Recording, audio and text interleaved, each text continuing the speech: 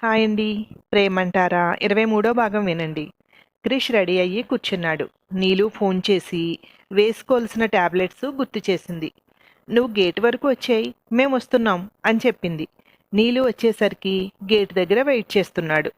ముందు front door తీసి hi good morning అంటూ డోర్ వేసి బ్యాక్ డోర్ ఓపెన్ చేసి కూర్చున్నాడు క్రిష్. అంటే అక్షు నా పక్కన కూర్చుందా అనుకుంది నీలు. దారి పొడుగునా మాట్లాడుతూనే ఉన్నాడు. కాలేజీలో సబ్జెక్ట్ మార్చాలని చూసింది. క్రిష్ ఒప్పుకోలేదు. అక్షు తను ఒకటే చదువుతాము అని పట్టుబట్టాడు. ఇప్పుడిద్దరూ ఒకటే. అంటే క్రిష్ దృష్టిలో ముగ్గురు ఒకటే. క్లాస్లో మేనేజ్ చేయటానికి ఇబ్బంది పడుతోంది నీలు. దానికి తోడు స్టెల్లా అనే అమ్మాయి పరిచయం చేసుకుంది. ఎక్కువగా క్రిష్తో మాట్లాడుతోంది. క్రిష్ అక్షు నీలు అంటూ చెప్పేస్తున్నాడు. తన పేరు నీలాక్షి అని, ఒకసారి నీలు అని, ఒక్కోసారి అక్షు అని పిలుస్తాడని కవర్ చేయటానికి ట్రై చేస్తోంది. ఏదో ఒకటి చెప్పాలి. క్లాస్లో అక్షు గురించి ఎక్కువ మాట్లాడకుండా చూడాలి అనుకుంది నీలు. కాలేజ్ నుండి వస్తుంటే నువ్వెందుకు స్టెల్లా దగ్గర మా ఇద్దరి గురించి చెప్తున్నావు? ఆ అమ్మాయి అపార్థం చేసుకునే ఛాన్స్ ఉంది. అక్షు నేను అదే అనుకున్నాం. కాలేజీలోకి ఎంటర్ అయ్యాక మన ముగ్గురం సెపరేట్. కావాలంటే వచ్చాక అన్నీ మాట్లాడుకోవచ్చు. అక్షుని అడుగు, తన ఒపీనియన్ కూడా అదే అంది నీలు. కాదురా, మీరు ఫ్రెండ్సా అని అడిగింది. మన ఫ్రెండ్షిప్ గురించి, నీలుతో ఉన్న ఫ్రెండ్షిప్ గురించి వివరించాలి అనుకున్నాను. నీలు వచ్చి టాపిక్ డైవర్ట్ చేసింది అన్నాడు క్రిష్. డైవర్ట్ చేయమని చెప్పిందే అక్షు. మన గురించి బయట వాళ్లకు అంత ఇన్ఫర్మేషన్ అవసరమా? నువ్వెలా అయినా కొంచెం ఎక్కువ మాట్లాడుతున్నావు కదా అక్షు అంది నీలు. ఓకే, మీ ఇద్దరికీ నచ్చకపోతే ఇక కాలేజీలో ఆ టాపిక్ తీసుకురాను, ప్రామిస్ అన్నాడు. అదే మాటపై ఉండు. నాది అక్షుది ఒకటే మాట. మా గురించి చెప్పకు. లేనిపోని ఇంట్రెస్ట్ కలగజేయకు ఎవ్వరికి అంది నీలు. ఫోన్ రింగ్ అవుతోంది. దేవుడా, మళ్ళీ ఇంకో గండం. ఎవరో ఫోన్ అనుకుంది నీలు. హాయ్ స్టెల్లా అంటున్నాడు క్రిష్.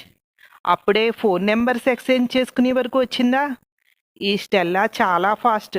కట్ చేయాలి, లేదంటే అక్షులా పక్కకు తప్పుకోవాలి నేను. ఆ ఛాన్స్ లేదు. క్రిష్ ప్రేమ నా వరకు తెచ్చుకున్నాను. స్టెల్లాని కట్ చేయలేనా?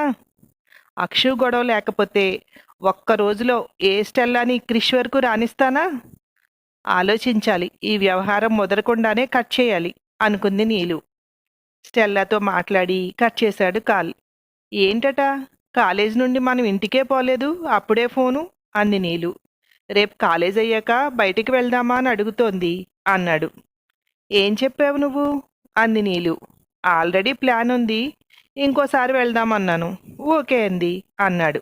అమ్మయ్య, పర్లేదు, దారిలోకి వస్తున్నాడు అనుకుంది.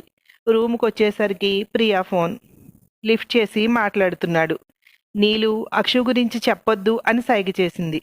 ఓకే అని తమ్ చూపించాడు. ఏంటిలా అయిపోయింది? అక్షుకి ఫ్యామిలీకి దూరంగా వచ్చేసాం.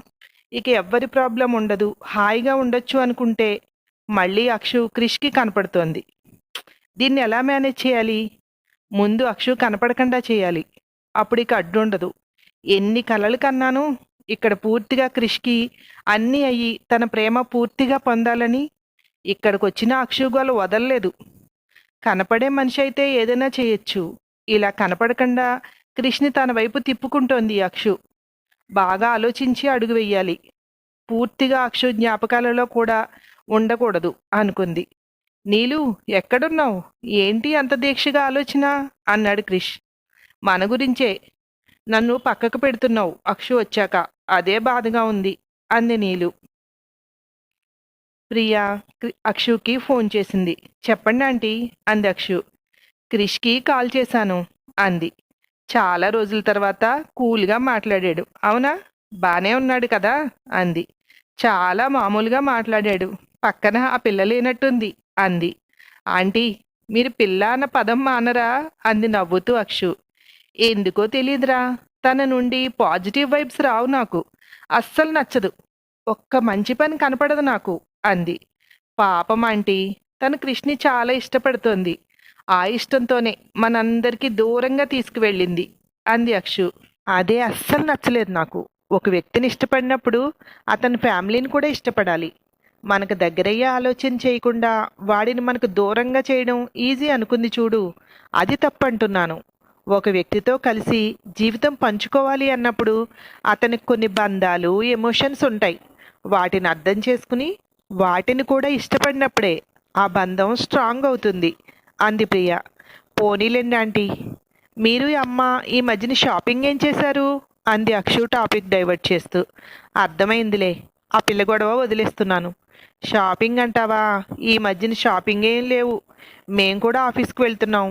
అంకుల్ మీ డాడీతో కలిసి పనితో ఊపిరి ఆడనివ్వడం లేదు అంది ప్రియ.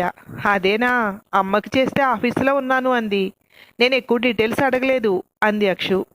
మేమిద్దరం ఒక దగ్గర కూడా కాదు, ఒకరు మాదాపూరు, ఇంకొకరు గచ్చిబౌలి.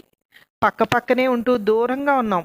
సండే ఖాళీయేగా, ఒక్కరోజు వారం సరిపడా కబుర్లతోనే సరిపోతోంది అంది ప్రియ. ఇంకేంటంటీ అంది అక్షు. సరేరా, బాయ్ అంది ప్రియ. కాల్ కట్ చేసింది. ఎవరే ఫోన్లో క్రిష్ అని వినపడింది అంది సాహితి. ప్రియా ఆంటీ, క్రిష్కి కాల్ చేశారు, బానే ఉన్నాడు అని కాల్ చేశారు అంది అక్షు. నేను చెప్పానా నువ్వు ఎక్కువ టెన్షన్ తీసుకుంటున్నావని? ఆ రోజు ఎంత టెన్షన్ పడ్డావో అంది గ్రీష్మ.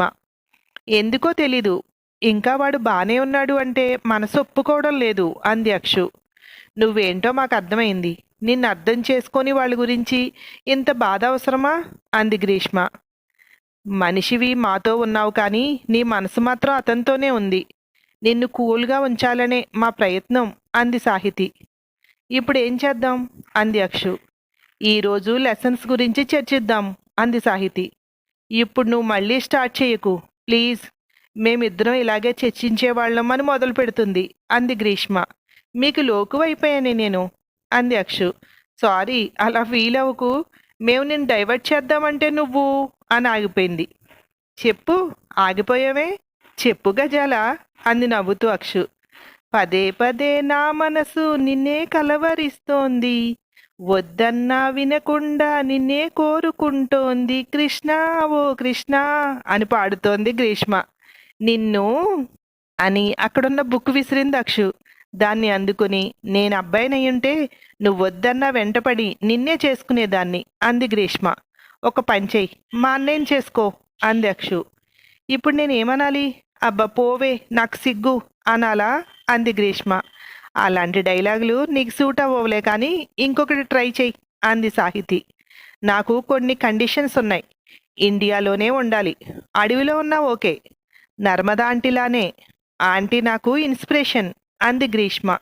ఆ తర్వాత ఏమైందో మరో భాగంలో వినండి. Thank you.